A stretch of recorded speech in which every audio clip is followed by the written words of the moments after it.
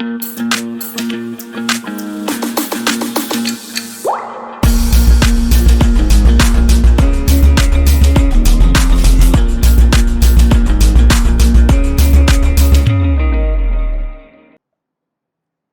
everyone, welcome back to the Layman Way and आज के lecture में हम ये देखने वाले हैं कि ऐसे कौन से ट्रिक्स आप यूज़ कर सकते हो इंटेलिजेंट गेसिंग के लिए। और ये जो सीरीज़ रहेगी इसमें हम क्या करने वाले हैं, इसमें हम प्रीवियस ईयर जो क्वेश्चन हैं जीएस के, जो प्रीलिम्स के प्रीवियस ईयर क्वेश्चन हैं उनमें जो ट्रिक्स लग रही हैं या फिर उनसे हम कुछ जो डिड्यूस करके इंटेलिजेंट गेसिंग कर सकते थे या कर सकते हैं आगे, या कुछ चीज़ें ऐसी हैं जो पर्टिकुलर टाइप का पैटर्न फॉलो करती हैं, उनको हम इसमें देखेंगे। तो अगर आप ये सीरीज़ कंप्लीट कर लेते हो, आखिरी एक महीने में हम ये सीरीज़ कर रहे हैं, सीसैट का भी सीरीज़ चल रहा है, इसका भी हम स्टार्ट कर रहे हैं। तो ये अगर आप कर लेते हो तो 20+ मार्क्स आप एडिशनल स्कोर कर सकते हो ओवर एंड अबव जितना आपको आता है। अब इसका मतलब ये नहीं है कि पढ़ाई कुछ नहीं करी है और सिर्फ ट्रिक्स के बेसिस पे चल रहे हैं, ऐसा कुछ नहीं है। पढ़ाई आपको करनी पड़ेगी, है ना। नॉलेज तो है ही आपकी, उसको यूज़ करके थोड़ा बहुत नॉलेज, थोड़ा बहुत इंटेलिजेंट गेसिंग कैसे कर सकते हो वो हम देखने वाले हैं इसमें, है ना। तो ये मत समझ लेना कि भाई इसको पढ़ लिया तो हमको अपना कोर्स रिवाइज करने का ज़रूरत नहीं है, ऐसा नहीं है। कोर्स तो रिवाइज करने का ज़रूरत है ही आपको, प्लस इंटेलिजेंट गेसिंग कैसे करनी है वो हम इस कोर्स में सीखेंगे। तो इन वीडियोस के थ्रू मकसद यही है कि आपको प्रीवियस ईयर क्वेश्चंस के थ्रू ये बताया जाए कि कैसे ट्रिक्स एप्लीकेबल होती हैं और क्या क्या आप चीज़ यूटिलाइज कर सकते हो, right.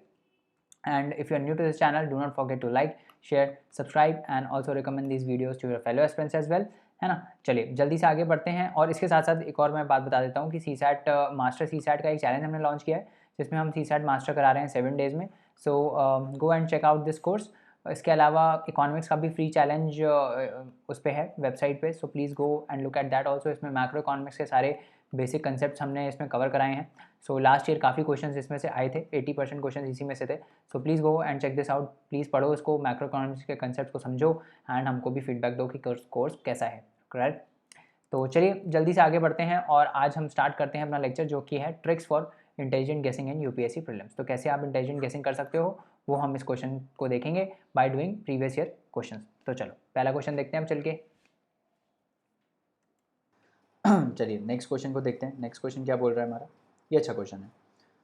If you withdraw ₹1 lakh in cash from your demand deposit account, अगर आप अपने जो डिपॉजिट अकाउंट है, जो आपका सेविंग्स अकाउंट है ना, उससे अगर आप 1 लाख रुपीज़ विड्रॉ कर लेते हो तो इमीडिएट इफेक्ट क्या होगा एग्रीगेट मनी सप्लाई में, ठीक है, ये इन द इकॉनमी। अब ये देखो इसमें वर्ड्स इंपॉर्टेंट क्या क्या है, एग्रीगेट मनी सप्लाई, एक तो ये वर्ड इंपॉर्टेंट है, ये वाला जो है एग्रीगेट मनी सप्लाई, ठीक है। दूसरा ये है कि आपने इमीडिएट इफेक्ट क्या होगा, ठीक है, इमीडिएट इफेक्ट क्या होगा।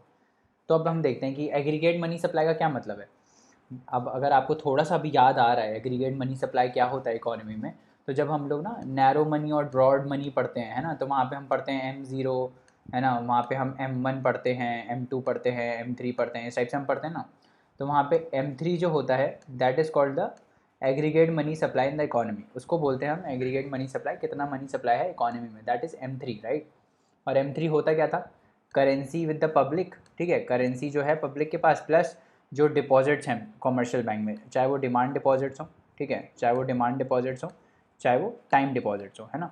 तो ये दोनों मिला के हमारा आता था, सॉरी, ये दोनों मिला के हमारा आता था, है ना, M3।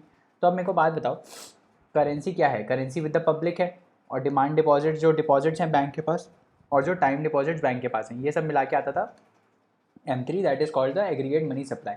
अगर मैं 1 लाख रुपए निकालता हूँ तो मैं क्या कम कर रहा हूँ, मैं डिपॉजिट को कम कर रहा हूँ। अगर मैं 1 लाख रुपए निकाल रहा हूँ तो मैं डिमांड डिपॉजिट्स को कम कर रहा हूँ, राइट। डिपॉजिट्स बैंक में कम हो रही हैं 1 लाख रुपए से, but in the same time वो जो मैंने पैसा निकाला वो मेरा करेंसी में काउंट हो रहा है, क्योंकि मेरी करेंसी जो सर्कुलेशन में है with the public that will increase by 1 lakh, है ना। तो जो मेरा यहाँ पे डिमांड डिपॉजिट कम हो रहा था by 1 lakh, that is increasing, जो करेंसी है वो इंक्रीज़ हो रही है बाय 1 लाख। तो ये नेट इफेक्ट तो ज़ीरो है ना, क्योंकि यहाँ से आपने निकाला, यहाँ पे आपने ऐड कर दिया सेम अमाउंट, तो वो नेट इफेक्ट क्या है, नेट इफेक्ट हो गया ज़ीरो, कुछ नहीं चेंज होगा, it will leave it unchange, है ना। तो आंसर इसका हो जाएगा डी। तो ये क्या है, जब आप वहाँ दिमाग लगा रहे हो, है ना, जब वहाँ आप पढ़ रहे हो, तो M3 ये होगा, शायद आपके दिमाग में ना आए, ठीक है, शायद हो सकता है ना आए दिमाग में, हो सकता है भाई M3 ना आए दिमाग में, एग्रीगेट मनी सप्लाई, वहाँ पे तो एनजाइटी होती है ना बहुत ज़्यादा, तो दिमाग में ना आए, तो कैसे कर सकते हो उस क्वेश्चन को। तो देखो फिर आप क्या कर सकते हो ना, बिल्कुल ही सिंपल लैंग्वेज में सोच सकते हो कि भाई अगर मैंने बैंक से 1 लाख रुपए निकाला, ठीक है, तो ऐसा तो है नहीं ना कि 1 लाख रुपए सिर्फ मैंने ही निकाला है, बाकी कोई जमा भी कर रहा होगा बैंक में साथ में, ठीक है, लोग जमा भी कर रहे होंगे, लोग निकालते भी हैं, उसमें से एक ट्रांजैक्शन है कि मैंने 1 लाख रुपये निकाला। अब इस 1 लाख रुपये जो मैंने निकाला है उसका इमीडिएट इफेक्ट तो कुछ भी नहीं होगा, क्योंकि हो सकता है लोग जमा भी कर रहे हों पैसे, हो सकता है किसी ने 2 लाख जमा कर दिया हो, है ना। तो इमीडिएट इफेक्ट तो कैसे ही होगा इकोनॉमी में, इमीडिएट इफेक्ट तो नहीं हो सकता है, ठीक है, क्योंकि मैंने जो 1 लाख रुपये निकाला है वो किसी ने जमा भी किया होगा, है ना। क्योंकि बैंक तो ऐसे ही काम करता है ना, जो मैंने निकाला और फिर किसी ने जमा किया, है ना। ऐसा तो होता नहीं है कि लोग निकाल ही रहे हैं हमेशा, तो वैसे भी अनचेंज्ड ही रहेगा, ठीक है। तो अगर ये आपको दिमाग में ये वाला कंसेप्ट नहीं आ रहा है कि ये इसको हम M3 बोलते हैं और फिर हम फार्मूला उसका लगाएं, currency with the public plus demand deposit plus time deposit, ये अगर नहीं भी आ रहा है तो भी अगर आप कॉमन सेंस लगाओगे, अगर आप कॉमन सेंस से जा रहे हो कि 1 लाख रुपये मैंने निकाला तो कोई और भी 1 लाख रुपये डाल रहा होगा या 2 लाख डाल रहा होगा, तो इमीडिएट इफेक्ट तो कुछ भी नहीं आएगा इकॉनमी में, ठीक है। तो ये है। अब आप इसको कई कई लोगों ने इसको मनी मल्टीप्लायर वाले कंसेप्ट से लिंक किया था कि भाई मनी मल्टीप्लायर क्या होता है कि जब आप पैसे डालते हो, है ना, बैंक में, तो बैंक वो आगे सर्कुलेट करता है और उससे मनी सप्लाई बढ़ जाता है ना, ऐसा कंसेप्ट होता है ना मनी मल्टीप्लायर का।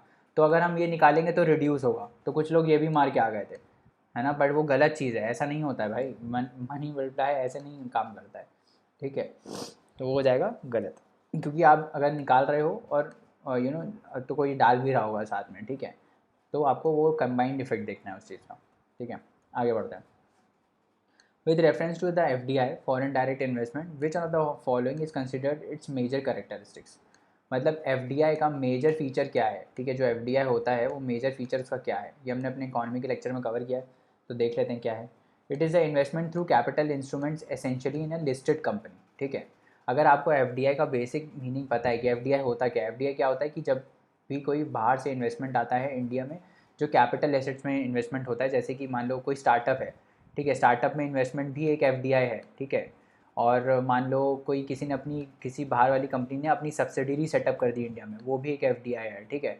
और किसी मतलब बाहर की कंपनी ने इंडियन कंपनी में कुछ इक्विटी ले ली, लेट्स से 11% 15% इक्विटी ले ली और मैनेजमेंट कंट्रोल में से ले लिया, ठीक है, तो वो भी एक FDI है, ठीक है। तो ये सब FDI होता है। अब क्या बोल रहा है, it is a investment through capital instruments essentially in a listed company.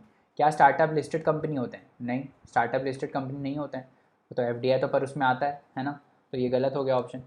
It is largely a non debt creating capital flow, ठीक है, देखते हैं। It is a investment which involves debt servicing.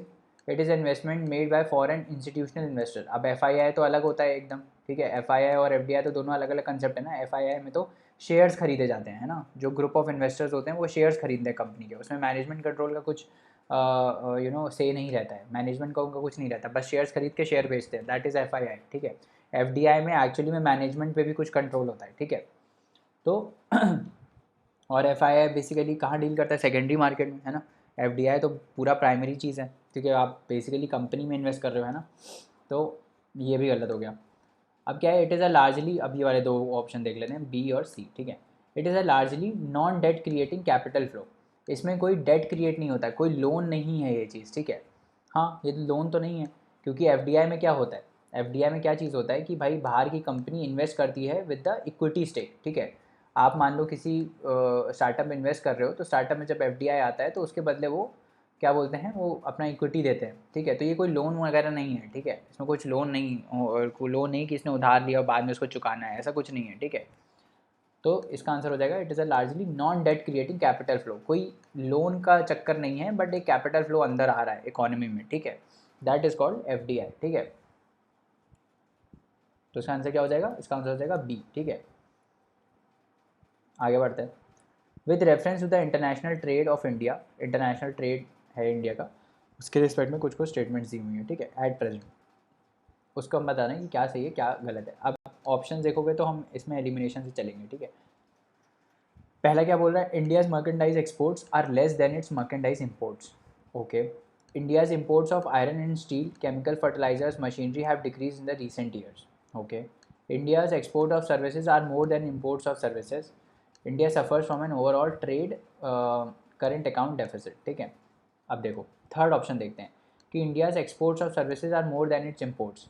Yes, India में software जो engineers होते हैं वो बहुत ही चीप में मिलते हैं, ठीक है। तो एक्सपोर्ट जो हम सर्विसेज करते हैं, जो IT कंसल्टिंग होती है, वो हम बाहर बहुत ज़्यादा एक्सपोर्ट करते हैं, ठीक है। तो इंडिया का एक्सपोर्ट जो है सर्विसेज है वो तो ज़्यादा ही है इम्पोर्ट से, ठीक है, क्योंकि इंडिया में जो क्वालिटी जो इंजीनियर्स होते हैं ना, क्वालिटी सॉफ्टवेयर इंजीनियर्स, वो ज़्यादा मिलते हैं, ठीक है। तो थर्ड तो ऑप्शन सही है। अब अगर थर्ड सही है और तो थर्ड सही है तो हमें बस दो ही देखने हैं, एक या तो सी एक या तो डी। अब हम 2 पे दिमाग नहीं लगाएंगे, हम बस 1 और 4 पे लगाएंगे, ठीक है। India's merchandise exports are less than its merchandise imports. अब ये 1 और 4 जो है, ठीक है, वो दोनों स्टेटमेंट रिलेट कर रही है, ठीक है। अगर एक सही है तो दूसरी भी सही है, क्योंकि डेफिसिट तो तभी आएगा ना जब एक्सपोर्ट्स कम होंगे और इम्पोर्ट ज़्यादा होगा, करेक्ट। और हमको पता है इंडिया तो डेफिसिट में चलता ही है ना। इंडिया का जो डेफिसिट है, हम कितना इंपोर्ट करते हैं चाइना से, है ना, एक्सपोर्ट हमारा कम है, तो इंडिया करंट अकाउंट डेफिसिट में रहता है ना। तो इसका क्या आंसर हो जाएगा 1, 3 एंड 4, ठीक है। आगे बढ़ते हैं। The term West Texas instrument intermediate sometimes found in news. अब ये उस टाइम न्यूज़ में था क्योंकि ये जो WTI का इंडेक्स था वो चला गया था नेगेटिव में, ठीक है, नेगेटिव में चला गया था। This is actually related to the prices of crude. Crude के जो प्राइसेस होते हैं ना वो WTI से आते हैं। एक होता है स्वीट क्रूड, एक होता है सार क्रूड। तो स्वीट क्रूड का जो प्राइस होता है वो WTI का स्टैंडर्ड होता है उसका, ठीक है। तो ये this relates with basically crude oil. ये टेस्ट सीरीज़ में भी बहुत बार पूछा गया था, ठीक है। तो एनीवेज ये तो सरल क्वेश्चन है, ठीक है। बट इंडिया, ये याद रखना कि इंडिया जो है ना मोस्टली सार क्रूड इंपोर्ट करता है। कोई पूछ ले इंडिया इंडिया पे क्या इफेक्ट आएगा WTI कम होने से, तो इंडिया पे बहुत ही नेग्लिजिबल इफेक्ट आएगा, क्योंकि इंडिया जो है वो सार क्रूड वो करता है, इंपोर्ट करता है। सार मतलब जिसमें सल्फ़र बहुत ज़्यादा होता है, ठीक है। और जो स्वीट क्रूड होता है उसमें सल्फ़र नहीं होता है, मतलब सल्फ़र बहुत कम होता है, ठीक है। तो इंडिया जो इंपोर्ट करता है दैट इज़ अ सार क्रूड, ठीक है। तो ये है, ये अब आप ऑप्शन पढ़ लेना अच्छे से। In the context of Indian economy non financial debt includes which of the following. कोई non financial debt, non finance, इसमें क्या क्या इंपॉर्टेंट चीज़ है कि इंडियन इकोनॉमी में नॉन फाइनेंशियल डेट में क्या क्या आता है। नॉन फाइनेंशियल डेट मतलब जो फाइनेंशियल सेक्टर्स इशू नहीं करते, ठीक है। जो फाइनेंशियल सेक्टर्स इशू नहीं करते हैं वो वाली कौन सी डेट है। अब ये थोड़ा ना कन्फ्यूजिंग क्वेश्चन है, इसका मतलब आ भी सकता है, आपको नहीं भी आ सकता है, ठीक है। तो उस हिसाब से ये क्वेश्चन है। मेरे को तो नहीं आया था जब मैंने किया था, तो मैंने तो छोड़ दिया था इसको, क्योंकि कन्फ्यूजिंग लग रहा था कि नॉन फाइनेंशियल डेट क्या होती है। भाई फाइनेंशियल सेक्टर्स जो हैं, ठीक है, अब कोई नॉन फाइनेंशियल सेक्टर है जैसे हाउसिंग लोन्स है, ठीक है। अब लोन तो आपको बैंक दे रहा है, ठीक है। अब इसका ना जब आप गूगल करोगे तो उसमें लिखा हुआ है कि नॉन फाइनेंशियल सेक्टर में कौन कौन सी चीज़ें आती हैं। उसमें हाउस होल्ड वाले जो हाउस होल्ड लोन्स हैं ना वो भी हैं, ठीक है। हाउस होल्ड लोन्स हैं, आपका आउटस्टैंडिंग क्रेडिट कार्ड्स पे भी है, और ट्रेजरी बिल्स, तीनों ही इसका आंसर है, मतलब वो लिखा हुआ है, मतलब डाउटेड क्वेश्चन है। नॉन फाइनेंशियल डेट्स, ये विकीपीडिया पे लिखा हुआ है। Non financial debt consist of credit instruments issued by government entities, household and business that are not included in the financial sector. तो जो फाइनेंशियल सेक्टर में नहीं है, ठीक है, वो इंक्लूडेड है। It shares most of the same characteristics with the financial debt. बहुत ही कंफ्यूजिंग क्वेश्चन है, मैंने तो छोड़ दिया था, इसमें कोई लॉजिक भी नहीं लग रहा था। In India why are, next question देखते हैं। In India why are some nuclear reactors kept IAEA safeguards. ये भी न्यूज़ में था। ये न्यूज़ में इसलिए था, और टेस्ट सीरीज़ में भी काफ़ी क्वेश्चन आए थे इससे कि भाई न्यूक्लियर स्टैंडर्ड्स हम सेफगार्ड्स क्यों रखते हैं। क्योंकि इसका आंसर ये है, इसलिए रखते हैं क्योंकि कुछ कुछ कंट्रीज़ जो हैं वो इम्पोर्ट करती हैं बाहर से यूरेनियम, ठीक है। Some use imported uraniums and other use domestic supplies. तो ऐसे जो है वो स्टैंडर्ड्स में डिफरेंस आ जाता है, ठीक है। तो सेम स्टैंडर्ड करने के लिए IAEA सेफगार्ड्स इशू किए गए थे। इसका आंसर यही है, B. Some uses imported uranium and other use domestic supplies, और ये करंट अफेयर्स में था चीज़, तो वहाँ से ये क्वेश्चन है, ठीक है। इसमें कोई भी लॉजिक नहीं लग रहा है। With reference to trade related investment measures which of the following statements is are correct. TRIMS जो है WTO का है ना, उसके रिस्पेक्ट में इसने क्वेश्चन पूछा है, इंपॉर्टेंट चीज़ है, ठीक है। अब देख लेते हैं क्या बोल रहा है। Quantitative restrictions on imports by foreign investors are prohibited. Okay. They apply to investment measures related to trade in both goods and services. They are not concerned with regulation of foreign investment. अब ये अगर आपको आपने TRIMS पढ़ा है तभी आप ये चीज़ कर पाओगे, तभी आप एलिमिनेट कर पाओगे। एक्चुअली ट्रिम्स जो है वो सर्विसेज से डील नहीं करता है, ठीक है। ट्रिम्स जो है वो सर्विसेज से डील नहीं करता है। It only deals with trade off goods, ठीक है। सिर्फ गुड्स के ट्रेड में ट्रिम्स मेजर्स जो हैं वो एप्लीकेबल होती हैं, है ना। अगर आपको ये पता था तो आप 2 को एलिमिनेट कर देते, 2 को एलिमिनेट करते करते आपका आंसर सी आ जाता। नहीं पता है तो छोड़ दो, ठीक है। और कोई ऑप्शन था नहीं। अगर आपको पता होना ही चाहिए कि ये सर्विसेज में जो है वो नहीं डील करता है, ये सिर्फ गुड्स में डील करता है, ट्रेड इन गुड्स से डील करता है बस, ठीक है। उसके बाद क्या है 57। इफ़ द RBI डिसाइड्स, ये अच्छा क्वेश्चन है, ये थोड़ा ये स्कोरिंग क्वेश्चन है। इफ़ द RBI, ईजी भी है स्कोरिंग भी है। If RBI decides to adopt an expansionary monetary policy which of the following would it not do. अब इसमें क्वेश्चन बहुत सिंपल है, ठीक है। बट लोग गलत पता है क्यों करते हैं, क्योंकि वो इसको नहीं देखते, उनके हमेशा दिमाग में चलता है क्या करेगा क्या करेगा, क्योंकि हम पढ़ते भी ऐसे ही हैं कि अगर हमें इन्फ्लेशन कंट्रोल करना होगा तो हम क्या करेंगे, डिफ्लेशन कंट्रोल करना होगा तो हम एक्सपेंशनरी पॉलिसी लाएंगे, वो चीप पॉलिसी लाएंगे, है ना। तो हमेशा करने के लिए हम देखते हैं, हम नॉट डू के लिए तो फोकस ही नहीं करते। बट आंसर इसमें नॉट डू पूछ रहा, तो ध्यान रखना हमें क्या बताना है इसमें कि आरबीआई क्या नहीं करेगा, ठीक है। तो हम पहले क्या करेंगे, क्या करेगा वाले ऑप्शन देख लेंगे, मतलब क्या करेगा वो लिस्ट कर लेंगे और उनको हटा देंगे इनमें से, ठीक है। एक्सपेंशनरी पॉलिसी मतलब क्या होता है कि मनी सप्लाई इंक्रीज करना है इकोनॉमी में, ठीक है, मनी सप्लाई इंक्रीज करना है। अब मनी सप्लाई इकोनॉमी में आरबीआई कैसे इंक्रीज कर सकता है, cut and optimise the saturated SLR को अगर हम डाउन करेंगे तो बैंक्स को कम पैसा रिजर्व में रखना पड़ेगा, है ना, और मनी सप्लाई इंक्रीज होगी। तो पहले ऑप्शन से इंक्रीज होगी मनी सप्लाई, ठीक है। दूसरा क्या है, increase MSF rate, marginal standing facility rate, अगर ये बढ़ जाता है, एमएसएफ रेट अगर बढ़ जाता है तो क्या होगा, जो बैंक्स हैं वो लोन कम ले पाएंगे, जो लोन कम ले पाएंगे तो मतलब एक्स्ट्रा लोन लेना होगा तो वो लोन कम ले पाएंगे, है ना, और मनी सप्लाई डिक्रीज़ होगा। तो सेकंड ऑप्शन में डिक्रीज़ हो रहा है, इसमें इंक्रीज़ हो रहा है, ठीक है। Cut the bank repo and cut the bank rate, अगर बैंक रेट और रेपो रेट कम करेगा तो क्या होगा, मनी सप्लाई फिर से इंक्रीज़ होगा, क्योंकि बैंक्स को, प्राइवेट बैंक्स को सस्ते में लोन मिल जाएगा, है ना, तो इसमें भी इंक्रीज़ होगा। बट इसमें क्या पूछा है, इट विल नॉट डू, ठीक है। इंक्रीज़ करना है तो इट विल डू, मतलब एक्सपेंशनरी पॉलिसी से मनी सप्लाई बढ़ेगा, बट हमको इसका उल्टा करना है, ठीक है। RBI decides to adopt an expansionary monetary policy which are the following it not do, समझ में आ रहा है, क्या नहीं करेगा, एक्सपेंशनरी पॉलिसी के लिए क्या नहीं करेगा। तो जो इंक्रीज़ करने वाले ऑप्शन है उनको हम हटा देंगे, ये हटा दिया, ये हटा दिया, तो आंसर आ गया 2, इसका आंसर हो गया 2 ऑन, ठीक है। तो जल्दी जल्दी में कभी क्वेश्चन मत पढ़ना, ठीक है, आराम से पढ़ो। और आपको जब ये चीज़ दिख जाए ना, इनकरेक्ट इनकरेक्ट पूछा हो अगर, है ना, नॉट डू पूछा हो, तो इन सबको आप हाईलाइट कर दो और अपने आप को रिमाइंड कराओ कि भाई इसमें नॉट डू चाहिए हमको, इनकरेक्ट पूछा है, इसमें करेक्ट नहीं पूछा है, क्योंकि टेंडेंसी रहती है करेक्ट मानने की, ठीक है। तो इसका आंसर हो जाएगा बी, ठीक है। अब आगे बढ़ते हैं। With the reference to Indian economy after 1991 economic liberalisation, consider the following statements. Worker productivity increased in urban areas while it decreased in rural areas, क्या पता, नहीं पता ये तो। Percentage share of rural areas in the workforce steadily increased. Okay. In rural areas, the growth in the non-farm economy increased. The growth rate in rural employment decreased. अच्छा, इससे कुछ आ रहा है। 1991 जब इकोनॉमिक लिबरलाइजेशन हुआ था तो इकोनॉमी को ओपन कर दिया गया था, है ना, बाहर से इन्वेस्टमेंट आने लगा था, ठीक है, बाहर से इन्वेस्टमेंट आने लगा था। तो इससे हम क्या पता लगा सकते हैं कि बाहर से इन्वेस्टमेंट अंदर आ रहा है, ठीक है। और उसी टाइम पे ये ग्रीन रिवॉल्यूशन वाली चीज़ भी चल रही थी, है ना, ग्रीन रिवॉल्यूशन वाली, और ये फूड ग्रेन्स वाली जो इंदिरा गांधी के टाइम पे चल रही थी 1960s में, जब जो स्टार्ट हुआ था ग्रीन रिवॉल्यूशन, ठीक है। अब इसने क्या बोला, वर्कर प्रोडक्टिविटी इंक्रीज्ड, रुपी पर worker increase in urban areas while it decrease in rural areas. ऐसा होगा क्या, अर्बन एरियाज़ में बढ़ा, रूरल एरियाज़ में डिक्रीज़ कर गया, ऐसा होगा क्या, पता नहीं। Percentage share of rural areas in the workforce steadily increase, मेरे को भी इसका आंसर नहीं मालूम है।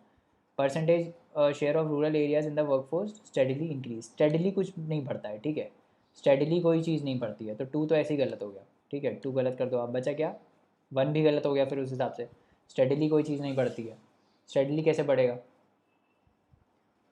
बी और सी, ठीक है। अब 4 देखते हैं। Growth rate in the rural employment decreased, जो रूरल एम्प्लॉयमेंट का ग्रोथ रेट है, मतलब ग्रोथ रेट मतलब जो रूरल वाले लोग एम्प्लॉय हो रहे होंगे, जो गांव के लोगों का एम्प्लॉयमेंट है वो डिक्रीज़ कर गया, ऐसा होगा क्या। अगर एफडीआई बाहर से अंदर आ रहा है, ठीक है, अगर एफडीआई बाहर से अंदर आ रहा है तो लोगों की ज़रूरत होगी, लोग गाँव से माइग्रेट करके अर्बन एरियाज़ में जाएंगे, ठीक है, काम करने के लिए, तो एम्प्लॉयमेंट तो बढ़ना चाहिए ना, तो ये भी गलत हो गया। तो आंसर क्या हो गया, 3 ओनली। क्या ऑप्शन है इसका, स्टेटमेंट 1 इज़ नॉट करेक्ट, हाँ तो ये तो नहीं है ना, इससे गलत है ये तो। और क्या है, traditionally agriculture is the prime sector of rural economy and rural employment, the transition in commission of output to more productive non farm sectors considered an important source of higher rural productivity is mainly visible through agriculture wages in 1990s। Higher rural workers productivity, तो पहला गलत हो गया। However, the increase in wages and agriculture income had significant diversity across states. तो इसका answer basically यही है, इसमें लिखा नहीं है ना, इसका आंसर सी है कि ये इंक्रीज डिक्रीज़ नहीं हुई थी बल्कि इंक्रीज़ हुई थी, ठीक है, एम्प्लॉयमेंट बढ़ा था। आगे देखते हैं। Consider the following statements in terms of short term credit delivery to the agriculture sector, ठीक है, शॉर्ट टर्म क्रेडिट डिलीवरी करनी है हमको एग्रीकल्चर को, district central cooperative banks deliver more credit in comparison to schedule commercial banks and regional rural banks. अब बताओ ये सही है कि गलत है? आपको पता है कि सबसे ज़्यादा प्रेजेंस पूरे इंडिया में किसका है? शेड्यूल कमर्शियल बैंक्स का। और उसमें हमें PSL भी दिया हुआ है कि भाई हम 10% लोन्स एग्रीकल्चर में देंगे ही देंगे। तो सबसे ज़्यादा जो क्रेडिट डिलीवरी है वो कौन करेगा? शेड्यूल कमर्शियल बैंक करेगा। ये कैसे कर सकता है डिस्ट्रिक्ट सेंट्रल कोऑपरेटिव? तो ये गलत हो गया, ठीक है। One of the important functions of district credit district central credit banks is to provide funds to primary agriculture credit societies. Yes, one of the primary function district में आप cooperative bank है कोई डिस्ट्रिक्ट में, वो जब normal schedule commercial bank जो है वो एग्रीकल्चर में लोन देता है तो ये तो देगा ही ना क्रेडिट, ये PACS को, प्राइमरी एग्रीकल्चर क्रेडिट सोसाइटीज़ को ये तो देगा ही, क्रेडिट तो देगा ही ना। प्राइमरी मतलब बहुत छोटे लेवल पे। तो ये सही हो गया, क्या हो गया? बी ऑप्शन इसका सही हो गया, ठीक है। अब भाई ये शेयर ऑफ CBC's अकाउंट 60% 60% तक देता है, कोऑपरेटिव बैंक्स का बहुत कम है, 30% है ना। आगे बढ़ते हैं। In India under cyber insurance for individuals which are the following benefits are generally covered in addition to payment for the loss of funds and other benefits, ठीक है। साइबर इंश्योरेंस में क्या क्या चीज़ें कवर्ड है, ठीक है। पता नहीं कहाँ से पूछा है, बट आपको बताना है कि साइबर इंश्योरेंस जो है इंडिविजुअल्स का, उसमें क्या क्या चीज़ें कवर होती हैं, ठीक है। कौन कौन सी चीज़ों का रिफंड मिल जाता है? पहला क्या है? Cost of restoration of a computer system in case of malware disrupting access to one's computer. हाँ सही लग रहा है, जेनरिक स्टेटमेंट है कि अगर किसी मालवेयर ने इफेक्ट कर दिया है ना, तो उसके लिए पैसा मिलेगा, जेनरिक स्टेटमेंट है, right. Cost of a new computer if some miscreant wilfully damages it if proved so. अब बताओ, कोई भी इंश्योरेंस स्कीम जो होती है, ठीक है, उसमें विलफुल डैमेज का कभी क्लेम नहीं मिलता है। आपने गाड़ी ली ज़बरदस्ती, आप हथौड़े से मार मार के उसका शीशा तोड़ दिया, तो उसके लिए आपको क्लेम नहीं मिलेगा, है ना। गाड़ी का भी इंश्योरेंस वो आप क्लेम नहीं कर पाओगे उसमें, ठीक है। तो साइबर इंश्योरेंस भी आप कैसे ही क्लेम कर सकते हो कि कॉस्ट ऑफ अ नया कंप्यूटर का पैसा कवर करेगा इफ़ सम मिसक्रिएंट। अब अगर कोई तीसरा आदमी आके विलफुली डैमेज करता है, ये तो बड़ा ही गलत स्टेटमेंट है ना, तो बड़ा ही गलत स्टेटमेंट है, राइट। तो इसको हटा दो, आप टू को हटा दो, टू गलत हो गया। टू को जैसे ही आप हटाते हो, ए गया, सी गया और डी गया, आंसर क्या हो गया? बी हो गया। एलिमिनेशन की टेक्निक से हो गया। ये तो नॉर्मल सी चीज़ है ना कि कॉस्ट ऑफ न्यू का ये थोड़ी विलफुल डैमेज में थोड़ी कवर करेगा इंश्योरेंस। वही तो, आप नया कंप्यूटर लेके आओ, तोड़ दो उसको जाके, तो क्या आप पैसे मांगते रहोगे बार बार इंश्योरेंस कंपनी से? नहीं, ऐसा तो नहीं है, गलत है ये स्टेटमेंट, है ना। तो इसका आंसर क्या हो गया? बी हो गया। आगे बढ़ते हैं। In India which of the following can be considered as public investment in agriculture, ठीक है। कौन कौन सी इसमें पब्लिक इन्वेस्टमेंट है एग्रीकल्चर में, considered as a public investment in agriculture? देखते हैं क्या क्या बोल रहा है। अब देखो, जब भी कभी ऐसे बहुत सारे ऑप्शंस हो ना, तो उसमें जनरली एक गलत होता है, ठीक है, जनरली एक गलत होता है, ठीक है। फिक्सिंग मिनिमम, अब इसमें क्या बोल रहा है? Fixing minimum support price for agriculture produce of all crops, अच्छा। Computerisation of primary agriculture credit societies, okay. Social capital development, free electricity supply to farmers, waiver of agriculture loans by banking system, और छठा क्या है? Setting up of cold storage facilities by governments, अच्छा। अब देखो इसमें कौन कौन सा ऑप्शन हम एलिमिनेट कर सकते हैं। देखो, computerization of primary agriculture credit societies, ये तो सही बात है, येस। अगर कंप्यूटराइज करेंगे तो बेनिफिट होगा एग्रीकल्चर को, ये एक पब्लिक इन्वेस्टमेंट है, राइट। एग्रीकल्चर में इन्वेस्टमेंट है। Fixing the MSP for agriculture produce for all crops, अच्छा, ये एक एक्सट्रीम स्टेटमेंट है कि इसमें सारी क्रॉप्स की बात कर रहा है ना, ऑल क्रॉप्स की बात कर रहा है, तो ये हम थोड़ा स्टार लगा देते हैं, इसको सोचते हैं थोड़ा। टू सही है, टू सही है, वन पे स्टार लगा है, अगर हम वन एलिमिनेट कर पा रहे हैं तो सी ऑप्शन हो जाना चाहिए। बट इसमें थ्री भी देख देते हैं। सोशल कैपिटल डेवलपमेंट, ये सोशल कैपिटल को जब भी आप डेवलप करोगे तो पब्लिक इन्वेस्टमेंट है, वो सही है। छठा क्या है? Setting up of cold storage facilities by the governments, okay. Cold storage facilities by the governments, अब देखो cold storage facility public investment है क्या? अच्छा, देखो कोल्ड स्टोरेज फैसिलिटी क्या होता है? जिसमें जाके सब्जियां स्टोर होती हैं, ठीक है, that is a cold storage facility, कि फार्मर जाके वहाँ पे अपनी सब्जियां स्टोर कर सकता है ताकि वो बाद में रीसेल कर पाए। तो आई गेस ये सही होना चाहिए।